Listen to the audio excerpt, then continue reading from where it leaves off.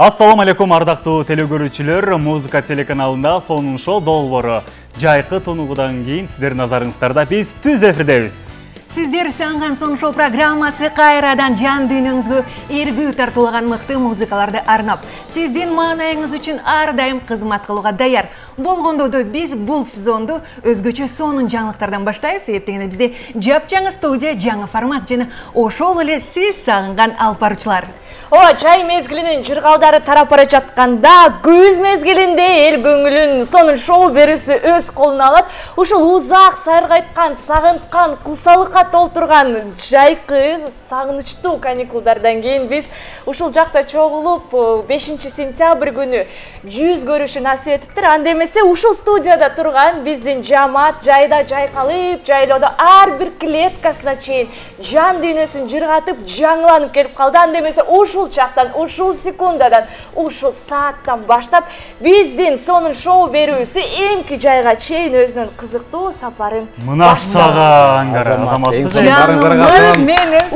Ушунча көп сүйлөбөй жүрүп сөз мага батпай кетиптир. Өз негизинде биринчи мен сүйлөшүмгө ана кайра аңгара. Чын айтканда аңгара бүгүнкү эфирди абдан сагынган, абдан байкалып турат. Албетте аңгара менен дагы кененирээк бир аздан кийин сүйлөшөбүз. Мен уруксат берсеңизде телекөрүүчүлөр менен саламдашып алалы, учурашып алайын. Баарыңыздарга салам, урматтуу жалпы достор, урматтуу телекөрүүчүлөр, албетте сонун шоу программасын сүйүп көргөн биздин кадырлуу телекөрүүчүлөр.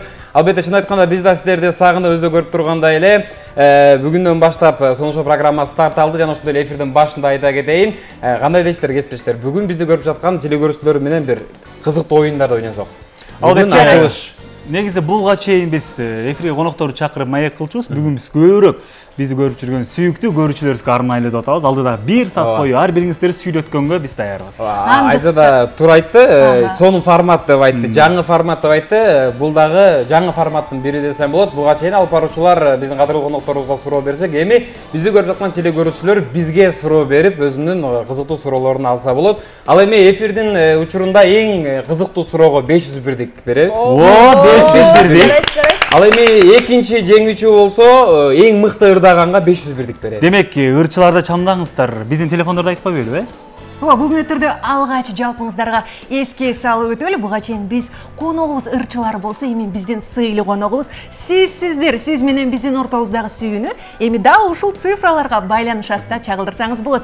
Сөзүңүздү, сурооңузду, ырыңыздын бардыгын камдап туруңуз. Эптегенде бирдиктин бардыгы сизге кетет. 39 21 83 39 20 64 кыска номерине байланышка чыксаңыздар болот. Азыртан баштап уюлдук телефондордун бардыгын даярдап, бирдиктердин баарын текшерип койсоңуздар болот. Түз байланышка чыкканда сыналгыдан бирдикке алысыраак туруп, сыналгынын үнүн кичинетип койсоңуз болот. Ошондо биздин байланыш эң мыкты болот. Жана ошондой эле жеңүүчүлөр дагы эфирдин аягында аныктайбыз. Мына өзүңүздөр билгендей, эң керемет күздө турабыз. Баарыбызга жаккан мезгил, токчулуктун мезгили, молчулуктун мезгили. Негизи ушул жай мезгили жакшы өттү, кандай болду? Жай мезгили чын айтканда абдан сонун болду, бирок эң кызыктуусу бар. Негизинде жай кымыз ичкен учурлар болду, кере тоюп. Руслан, эң сонун негизинде бизде Кыргызда да бир салт бар го. Тоого бирөөнүн үйүнө конок болуп барсаң, бир чыны кымыз куюп берет дегенде, ал кымызды аягына чейин иче албасаң, бир кою карыз болосуң деген нерсе бар. Ал нерсеге дагы мен кабылгам, чын айтканда. Канча кой карыз болгом. Анан кийинки жолу конокко барганда бир чынын аягына чейин ичем деп, калган эмне болгонун айтпай эле коеюн. Анда, урматтуу телекөрүүчүлөр, даяр туруңуздар. Биз сиздерди күтөбүз. Бүгүн сиздерге өтө сонун мүмкүнчүлүктөр берип жатабыз. Анда жалпы кесиптештер уруксат берсеңиздер, көрсөтүүбүздө бир эң сонун музыкалык чыгарма менен башталсак жакшы болсо керек. Албетте, музыка телеканалынын гимни менен башталууга уруксат этесиздер. Кабыл алыңыздар.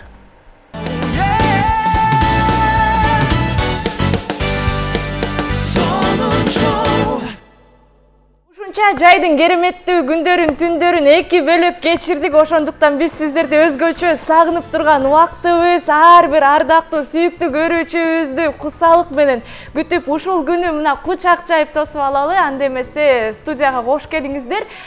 Бүгүн мындай айтканда алып баруучулардын сонун бир маеги болот. Эфирдин башында да айтып кеттик. Телекөрүүчүлөр бизге суроо берет. Аңгар эми колдон келишинче жооп бергенге аракет кылабыз. Чындыкты айталы. Чындыкты айталы. Эгерде суроо берген болсо, Эң кызыктуу суроого 500 бирдик, дагы да кайталап кетели. Ал эми эң мыкты ырдаган айым же мырза болсо эфирдин аягына жыйынтыктайбыз кесиптештер менен. Ага да 500 бирдик албетте салып беребиз.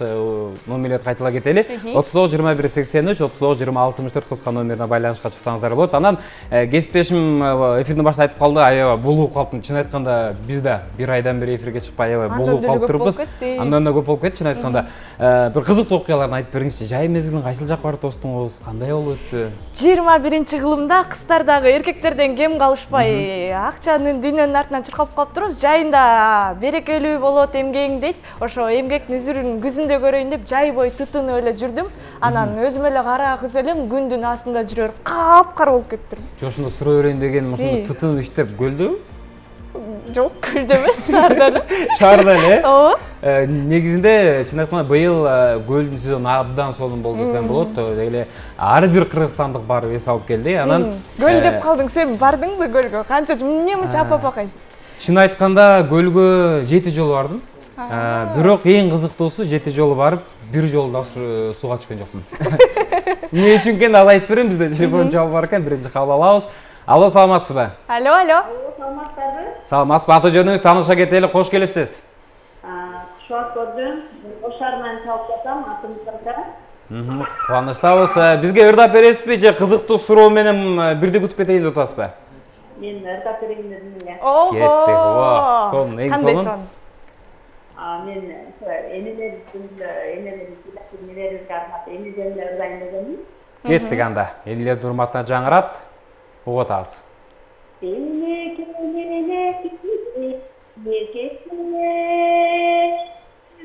Dünyada tam bergen, men dağı deniz akol, olmay orbay sürübür senese.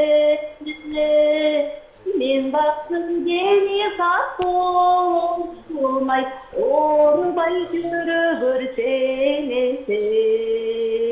Bu sonda balanın apası, dağılır havası. Habersız gitsem dağılır çıldabay, kırıp alnından çıkarır. Habersız gitsem dağılır çıldabay, kırıp alnından çıkarır. Bravo, очалар болсун. Эң мыкты чыгарма болду. Кайрадан кийинки телефон чалым кабыл алабыз. Алло, саламатсызбы? Тилекке каршы байланыш үзүлүп калыптыр. Бирок чын айтканда апалардын урматына сонун бир чыгарма жаңырды. Дал ушул апалардан кийин деги эле быйыл үй бүлөң менен кайсы жакка барып салдың? Каяка барып салдык? Шаардын четине бардык. Кызыктуу болду. Кичине кезде такыр өзгөчө болот, үй бүлө менен эс алуу. Чоңойгондо такыр эле бөлөк сезимдер. Чоңойгондо курбулар менен барыш керек болуп калат, Туура айтасыз. Негизинде эс алуу деп атабыз. Жайында чын айтканда биз да эс алдык, бизде да жумуштан кичине бөлүнүп башка жакка барып дегенде эле. Негизинде эс алуунун канча түрүн билесиң? Өзүң деги эле эс алуунун кайсыл эс алууну жакшы көрөсүң? Өтө көп суроо даярдап салыптырсың. Ооба. Кыйнайын деп чечкен окшойсуң. Эс алуунун кыймыл аракет менен түрү бар. Чуркайсың, эс аласың. Сал канчада туруп чуркайсың? 11-де турсаң турасың, турбасаң ошо боюнча жата бересиң. Түшүңдө чуркап коесуң. Экинчи эс алуу бул менталдуу болуш керек, жөн эле эч ким жок жакта. Анан үчүнчү эс алуу бул кандай эс алуу? Бул мындай кандай эс алуу болот экен? Үчүнчү эс алуу кандай эс алуу? Кымыз ичип алып эс алуу эсепке киреби? Эсепке кирет, албетте кымыз ичип алып, тоонун башында не деген идеялар келет, өзгөчө эң сонун. Анан деги эле чыгармачылык, сиз конукту эле сүйлөдүм. Ошо мен өзүмдү укмуш конок сезип интервью биз кайрадан кайталап кетели, урматтуу телекөрүүчүлөр. Түз байланышка чыгып, буга чейин алып баруучулар конокторго кызыктуу суроолорду берген болсок, ал эми бизди көрүп жаткан телекөрүүчүлөр сонун мүмкүнчүлүк алып баруучуларга сурооңуздарды берсеңиздер болот. Эфирдин аягында жеңүүчүнү аныктайбыз. Эң кызыктуу суроого 500 бирдек жана ошондой эле бизге байланышка чыгып, сонун бир чыгармада аткарган инсанга дагы 500 бирдек үй карабыз. Руслан, сага суроо. Сен кайсыл суроодон өзгөчө коркуп жатасың? Кандай? Чын айтканда телекөрүүчүлөрдөн эң коркуп жаткан суроом мени билет, баардык эле телекөрүүчүлөр ушул канчанчы жылкысың деген суроону бербесе экен деп турам. Негизинде ар бир адамдын өзүнүн сыры болот деп коет аңгара. Аңсыгарындай мен дагы бир өзүмдүн мындай өзүм катып койгон, элдер кызыга турган бир суроо бар. Сүйлөшкөн кызың барбы десе жооп бересиң? Билбейм, аны биринчи берсин. Сиз эмне көрүп атасыз? Телефон чалып бар, аңгара кабыл алабыз. Кутман кеч, барсызбы, амансызбы? Сиз сонун шоу берүүсүндөсүз. Анда эмесе, сиз бизге суроо бересизби же ырдап саласызбы? Жок, ырдап беребиз. Кандай ыр Силерге болду? суроо деле бербейм деген айтып. Келиңиз, кайсыл ырды ырдайсыз? Айжам. Айжарык? Ох, ата. Айжамал. Айжамал деген. Келиңиз, бир куплет чыгарма суранабыз, кеттик. Байланыш үзүлүп калды, урматтуу телекөрүүчүлөр, дагы да эскерте кетели. Эгерде уюлдук телефон менен чалып жаткан болсоңуз, баланстарды текшерип алыңыз. Түз эфирге чыкканда үзүлүп калышы мүмкүн. Дагы да эскерте кетели. Бизге түз байланышка чыкканда сыналгыдан бир калсырак туруп, анан сыналгынын үнүн кичине-кичинетип койсоңуз, биздин байланыш жакшы болот. Ал эми сен өзүң кайсы суроодон коркуп атасың? Кайсы суроо келсе жооп бере албай калышы мүмкүнсүң? Логикалуу суроолор болот го. Мен бул чачымды сарыгарткандан бери чыныгы блондинка болуп, кээде жооп бере албай калып атам. Сен ушунда демек коркконуң логикалуу, Логикалуу суроо. Анан жеке жашоо, бирок эч ким деле сурабайт. Анда кайрадан кийинки телефон чалып бар, кабыл алабыз. Алло, саламатсызбы? Алло, саламатсызбы? Саламатсыз, аты жөнүңүз тааныша кетели. Аты жөнүм Кыздардан. Рекомендатен бизге суроо берейин дедим да. Таразага 5 сом менен койсо, айсыңызга оор болот. Таразага? Ооба, 5 сом менен 10 сомду коёт. Кайсы бири оор? 10 сом оорбу же 5 сом оор? Менде жооп бар. Ангарада жооп бар, жооп берет. Экөө тең бирдей, бирөөсү оор эмес, экинчиси дагы. Жок, андай эмес, туура эмес болуп. Мен болгон укпай атам да. Бир таразага эмне айтты? Бир таразага ошондойчу, 5 тыйын коебуз, анан 10 тыйын коебузбу, туурабы? Ооба. Анан кайсынысы оор, Ооба. Та 5 тыйынды бир таразага 10 тыйын 10 тыйын көбүрөөк болуп калат го? Жок. Жок, 5 тыйын болушу мүмкүн. Эмнеге? Анткени ал 5 тыйын да. Мына сага логика.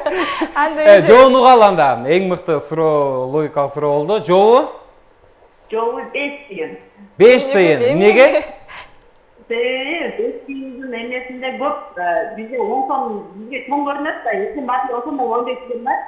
Биз өзүбүз кытайча акай бешер көрдүм. Сонун.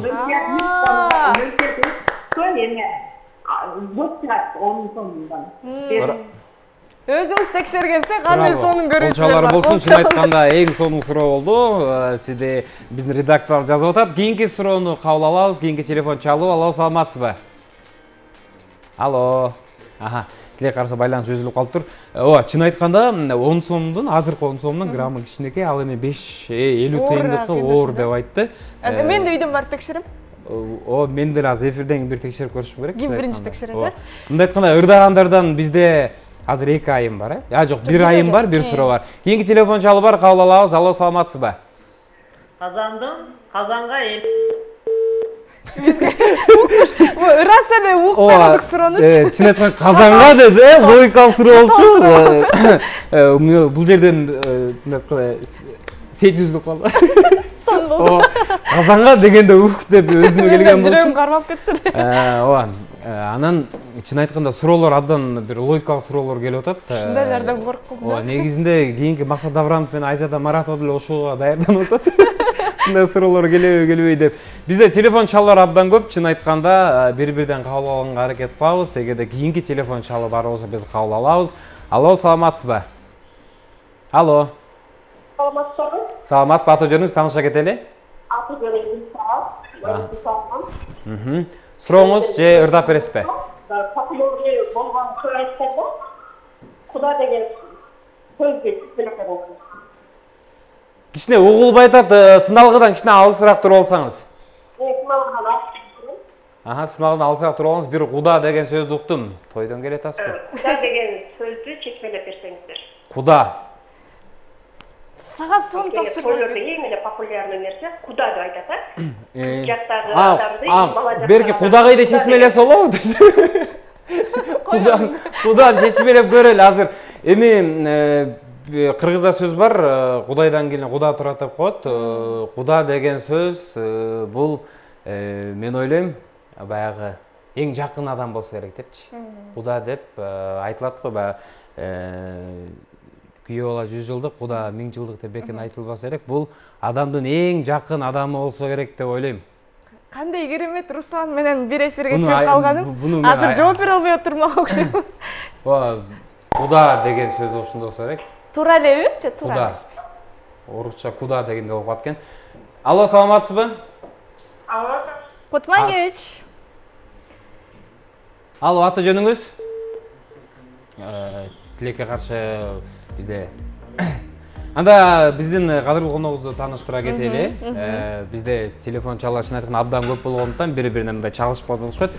Бизде кадырлуу коногубуз бар, өзү көп турганда эле жаңы студия, жаңы формат. Атайын биздин студияны куттуктап келип отурган, жалпыңыздарга жагымдуу чыгарма атырат эстрада ырчысы, эстрада жылдызы, эң өзгөчө эстрадабыздын эң эмне айтканда энергиясы күчтүү айымдардын бири. Тамгайым бүгүн биздин кадырлуу коногубуз, жагымдуу чыгарма кездештиребиз. Кошолобу! Браво, колчолор болсун. Тамгайымды бул жакка чакырып алалы, биздин студияга. Албетте, урматтуу телекөрүүчүлөр, жаңы студияга эң алгачкы кадырлуу коногубуз десек дагы жаңылышпайбыз. Тамгайым, кош келипсиз. Саламатсызбы? Бир жолу. Саламат көрүүнү кубанычтабыз. Студияга кирип келгенде сезимдер кандай болду, ошону бөлүшүп кетиңизчи. Жаңы студия, жаңы локация, өзгөчө толкунданып атам. Мен Сизде толкунданып атасыз. Анткени бүгүндөр өзүнчө башкача образ кылып. Кени жанда бизди көрүп жаткан телекөрүүчүлөр менен баары менен амандашып учурашып алсаңыз болот. Да. Саламатсыздарбы? Баарыңыздарды көргөнүмө аябай кубанычтамын. Ушул эфирден көрүшүп, жүздөшүп, көптөгөн жаңылыктар менен бөлүшкөнү даярмын. Сиз жаңы студияга кирип, толкунданып жатсаңыз, сиз жаңы студияга киргенде бул жак жарк эле түштү. Жарк этип, айтыңызчы, көрүндүккө эмне алып келдиңиз деген. Деп аңгара сурайын деп аткан жана элечи. Мен ушул жерден кичине ката кетирип алдым окшойт. Бирок көрүндүккө чыгарма, жандуу үн менен чыгарма. Айт деген жандуу үндү аткарылды да азыр чыгарма. Ооба. Бул жаңы чыгарма окшойт, жаңы. Жаңы студияда жаңы чыгарма. Неге айт? Сүйүүнү Ким айтпай атат? Мен айтпай атат. Көптөгөн тагдырлар десем болот. Сүйүүнү айтпай жүрүп, өзүнүн ишине сыр сактап жүрүп, өтүп кетет. Ошондуктан өтүп баратасыз. Жок. Бул толугу менен жон гана өзүн сүйгөн адамын эмес, ата-энесине болгон баардыгы өзү сүйүү жөнүндө көп сүйлөп жүрөлү деген нерсе. Демек бул чыгарма баардык нерсени адам колу, кесиптешиңе, ата-энеңе сүйгөнүңө. Руслан, мен сени жакшы көрөм деп айтыш керек экен. Демек ичинен катпай айтыш керек, э? Ооба. Эмне деген жок, деген. Мен деле сени деп койсоң болбойбу? Мен да кесиптеш. Жакшы көрөм. Мындай, э? Айтып атасың ошону. Жок, мен колум менен көрсөтүп атпайм да. Негизинде жай мезгилинде эмне кылдык десек, эми баарыбыз эле көлөгө салып келдик, көлдү айтабыз. Күз мезгили келди. Күздө эмне пландар, эмнелерди кылайын деген ойлор бар? Күзүндө эмне кыласыз? Менде азыркы учурда пландарымда жалаң гана окуу болуп атат. Экинчи курста азыр окуп атам, башка университетте. Бул экинчи кесиппи? Ооба, экинчи кесибим, экинчи дипломум болчудай болуп турат. Ошого азыр оюмду бүт көңүлүмдү болчудай болот же болобу? Болот буюрса. Боло элек жатып буюрса болот. Сыр болбосо эмне кесип? Психология факультетине тапшыргам. Буюрса келечекте балким жакшы психолог чыгаттыр. Азыр кичине экинчи курста, бир жыл окудуңуз да, кичине практика кылып койбойлубу? Кандай, окугандай болоптур. Ангарага бир практика кылыңызчы. Келиңиз, мындай сеанс болсун, Сеанска мен келдим. Кандай болуш керек, эмне болуш керек? Мисалы, кыргыздар психолог десе эле коркот эмеспизби, мен эмне псих белем депчи. Ошо негизи кандай болот? Коркунучтубу? Жок, өтө коркунучтуу эмес. Анткени келип эле жөнөкөй эле сиздин досуңуз менен же жакын адамыңыз менен сүйлөшүп отургандай эле, сырдашып отургандай эле бүт болгон жан дүйнөңүздө болгон нерсенин баары менен бөлүшөбүз. Анан ошол жактан эгер бир нерсе туура эмес кеткен болсо, сиздин адисиңиз, психологуңуз сизге мындай көмөк көрсөтөт. Мен мисалы азыр маселемди айтсам чечип бере аласызбы? Жардам бере аласызбы дегендей. Айтып көрөңүз. Мен өтө Бирок мен психолог эмесмин, азыр жөн гана студентмин. Оназ адам көрөм деп. Мен мисалы акыркы учурлары өтө кыйналып кеттим. Мен өтө көп уктап атам. Бул эмнеге болду экен деп ойлонуп жүрөм да. Эмнеден деп ойлойсуз? Санам жокпу же? Чында мен өзүм деле бывает иногда. Кээ ошо уктап, уйкуга көп тартып калат, анткени дегенде энергия азайып баштайт. Эмнеге дегенде, балким сиздин болгон кандай десем, эргүү азаят. Бир нерсеге болгон кызыгууңуз азаят, ошондуктан сиз кандайдыр бир өзүңүздүн бөлүгүңүздү жогото баштайсыз да, энергия керек болот. Анан уктап олтуруп сиз энергияга толо баштайсыз. Мен оюмча. Сеанс үчүн канчасы? Азыр эфирден сүйлөшө деп койсузбу? Анан дегеле биз билбеген, телекөрүүчүлөр билбеген кандай жаңылыктар бар? Өзүңүз эфирден баштап айтып калдыңыз, буюрса жаңылыктар менен бөлүшкөнгө даярмын деп калдыңыз. Эмне жаңылыктар? Бул деген жаңы дуэттер, жаңы ырлар, жана ошондой эле өзүм азыр жаңы бренд, өзүмдүн брендимди ачтым. Тамга Wear деп аталат. Бүгүн кийип келейин дедим эле, бирок кичине өзгөрүп кетти. Жетишпей калдыңыз. Андай болуп калды. Пландары жетишпей. Сестренкам бар, нежная болуп, юбка кийип барчы деди. А так ошо өзүмдүн стилимдеги татынакай футболкаларды, двойкаларды буюрса ошо чыгарып баштадык. Сон жаңылык деп калдыңыз, ошондо дизайнер өзүңүз болуп калабы, кандай болуп калат? Албетте, толугу менен дизайнер мен эмесмин. Мен болгону өзүмдүн көрүнүшүмдү, өзүмө жаккан нерсени сунуштайм дизайнерге. Анан ал дизайнер ошо биргеликте чогуу, кызыктуу, жаңы нерсе иштеп чыгарганга аракет кылып атабыз. Анан негизинде ырчылар дал ушундай, мындай айтканда, бул дагы кичине болсо да бизнес да. Анан ырчылардын көпчүлүгү бизнеске киргенден кийин чыгармачылык алып кетет да. Сизде кандай болот? Бизнеске кирип кетпейсизби? Чыгармачылык таппай калбайсызбы сизде? Жок эми, чыгармачылык деген ар дайым боло берет, болуш керек, анткени бул менин эң башкы кесибим.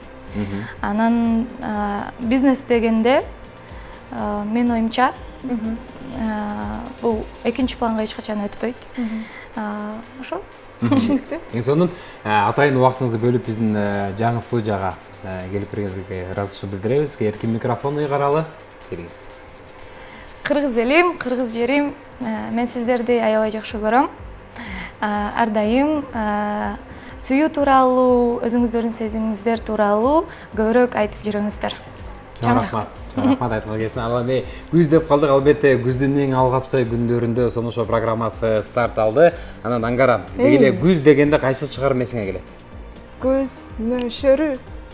Ушундай сыяктуу. Ушундай сыяктуу, негизинде Сыймык Бешекеев агабыздын күзгү нөшөрү деген чыгарма, бул күздүн мындай айтканда гимни болуп калган. Кандай дейсиң, бүгүн негизинде күз темасындагы биздин кесиптештер бир аздан кийин сүйлөшөт. Ал эми биз сиздер менен коштошпойбуз, кайрадан кийинки блокто көрүшөбүз. Ал эми азыр Мыктыбек Нурланбековдун аткаруусунда күзгү нөшөр чыгармасына кезектей берели. Күзүндөгү окуяларды, күзүндөгү сүйүүлөрдү эстеп турсаңыздар болот. Бир гана сиздер үчүн.